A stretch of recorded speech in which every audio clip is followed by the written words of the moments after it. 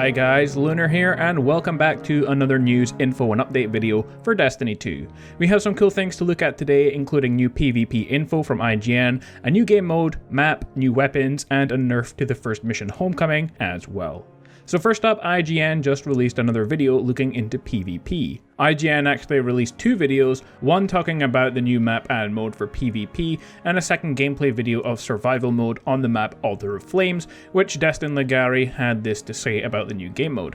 A finite number of lives, permanent death, and coordinated team tactics are the three core elements that make up Destiny 2's survival mode. On the surface, adding a limit to the amount of lives that a team can use may seem like a simple tweak to the PvP formula, but it reinforces the competitive philosophy that's already been established with the addition of Countdown in the Crucible. The new game mode, Survival, is the spiritual successor to Skirmish in Destiny 1. Survival keeps the importance of staying alive while not making the player feel like they haven't contributed should they get killed once or twice by the opponent. So it's safe to say that Skirmish won't be returning to Destiny 2, and a new reimagined 4v4 version will replace it called Survival. One other thing to mention though here is that game modes for the game are split up into different types. Control is part of Quick Play, but Countdown and the new mode Survival are part of a more competitive playlist and offer a somewhat more challenging and serious approach to PvP. So you can decide whether you want to play Quick Play and take it easy, or be more serious and play Survival. Survival works like this: each team starts with 8 lives, and each time someone dies, they auto-respawn until all of your team's lives are used up, and then nobody can respawn after that. So once all the team lives are up and your entire team is dead, the other team is victorious and they earn 1 point, and the first team to win 3 points wins the overall game. To entice players not to just camp in a certain area and actually go out and fight, like in Control, you have to go and fight over point B. In Survival, there is a single power ammo spawn at the center of the map, called the Neutral Zone. So it's a high risk area to get to, but the team that does get there will have a good advantage if they can get the power ammo first.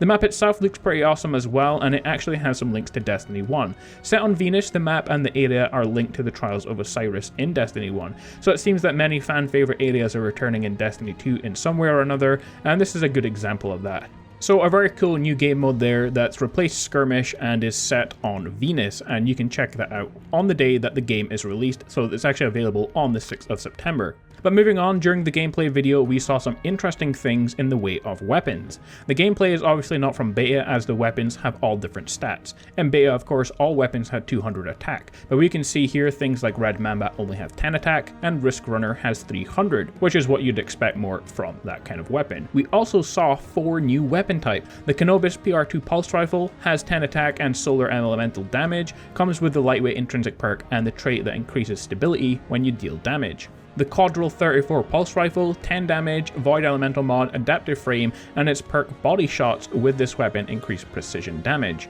The Galliard 42 Auto Rifle, 225 attack, solar damage, adaptive frame, and kills temporarily increased bonus damage, and that stacks 3 times. The Nyaman Pulse Rifle, 10 attack, high impact frame, automatically reloads part of the mag when critically wounded, and we've seen that perk before. So very interesting to see all these new weapons in the gameplay, and also in the same clip. There was one other thing that might be worth mentioning. You can see the location of the gameplay takes place on somewhere called Reef Lab 04. And if you can remember to an earlier clip from IGN, you can see gameplay of one of the devs playing, and their name is Reef Lab 4. And we know from Destiny 1 before it came out, they teased a game location with someone's name being called Oryx, which later turned out to be something in Destiny, of course. So loads of interesting stuff from that IGN video. Moving on, I wanted to quickly mention something that we looked at earlier, which was the interview by Hollywood Reporter with Matt Smith, and in this, Matt mentioned something about the mission Homecoming that's not in Destiny 2 that we've seen in the beta. Those who have played the beta undoubtedly came across one particularly challenging sequence in the Homecoming story mode at the beginning of the demo, the Turbine Challenge right at the end, in which the player must avoid the spinning turbine blades while dismantling the massive engine. And he says he was surprised by the turbine because there's only one blade in the game that's shipping out, and of course there's more than that in the beta. He said, "We've removed the second blade in the shipped game." So now there is quite a lot of controversy about this, as many new players were struggling to do this as part of the mission, but any returning players were mentioning if they have to nerf this part of the first mission, how easy is the rest of the game going to be? Have they made it easier than Destiny 1 to appeal to a wider audience, perhaps a younger audience as well? Or is this just a single case of they didn't like it so they removed it? So what do you guys think about it? Personally, I had no problem doing the first mission, and I don't want the game to be too easy. I do like a challenge. Let me know in the comments below. Well, that's about it for this video. If you found it useful, article, leave a comment and thumbs up. Don't forget to subscribe for more similar to Destiny content as well. But with that being said, Guardians, stay awesome, and I will see you all next time.